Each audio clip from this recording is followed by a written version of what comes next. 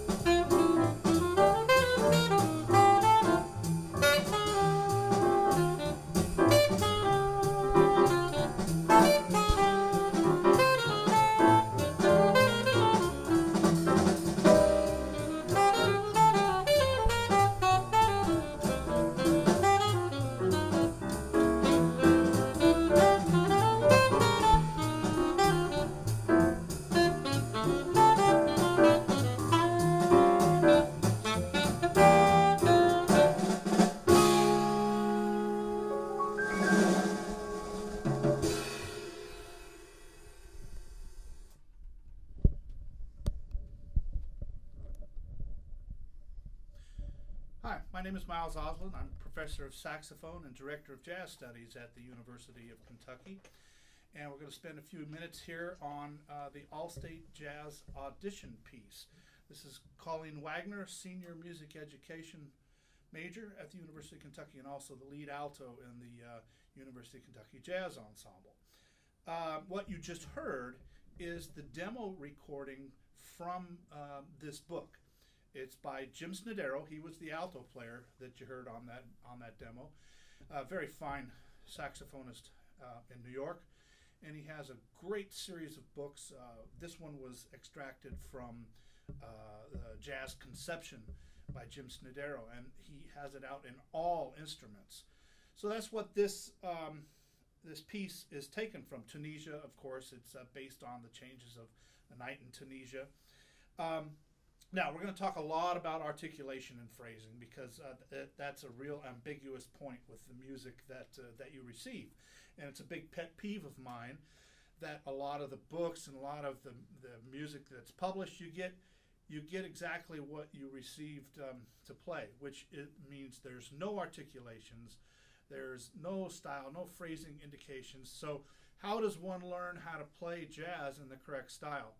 Well, sometimes it can take years of if you're just listening. And so one thing that you have to do when you do listen is listen to the phrasing, listen to the articulation, and hear how they are articulating.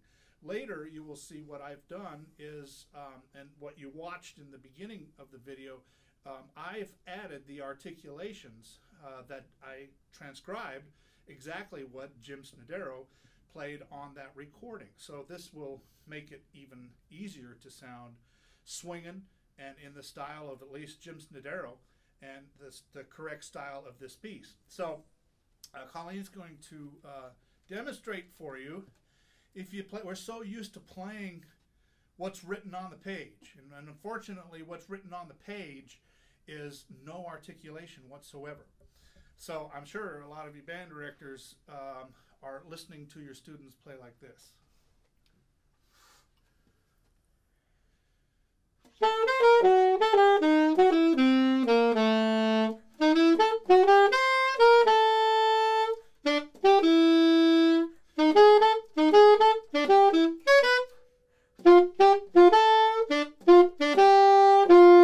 Yeah, and maybe even sometimes a little bit more ricky-tick if your student doesn't, that was a good swing style, at least she was swinging the eighth notes correctly,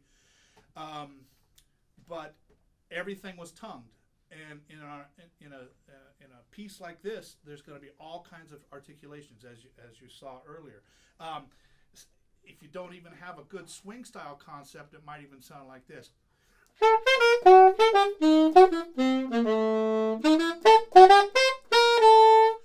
ta ta ta ta. So do do dot do do dot. Jazz articulation is mostly very tenuto. You're either slurring, or when you are tonguing, you're having to play with a lot of tenuto articulation. Now, so after years of study and practice, a person that's playing lead alto in the University of Kentucky Jazz Ensemble should be able to read a piece of music like this and just automatically put in those phrasings and articulations that are written on the transcription that I did. Now what she's going to do now, I promise you, she's reading exactly the piece with no articulations, and she's going to play it for you now as she would as if she was playing lead in the jazz ensemble or playing this piece as an audition piece. And as you'll notice, it's going to sound a lot different than what I did and even what she did earlier. So go ahead and play a little bit.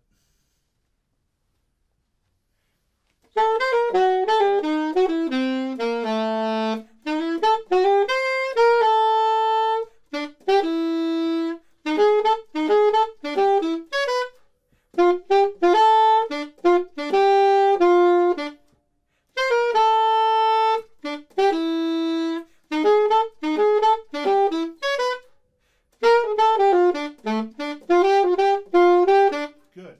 And one thing maybe that you couldn't have seen, she was tapping her foot on 2 and 4. So, and that's a real important thing to get used to in a jazz piece too, because your foot should become the hi-hat in a swing piece like this, because the hi-hat's going on 2 and 4. To demonstrate that, let's do the, we're going to have her start 41. Her pickup's into 41, and I'm going to clap on 2 and 4, and that's the hi-hat. Okay, it's so different than us. Usual cut time is 1 and 3, right? But in jazz, the cut time 2 and 4 is stressed. So here's the pickup in 41. 1, 2, 3, 4, 1.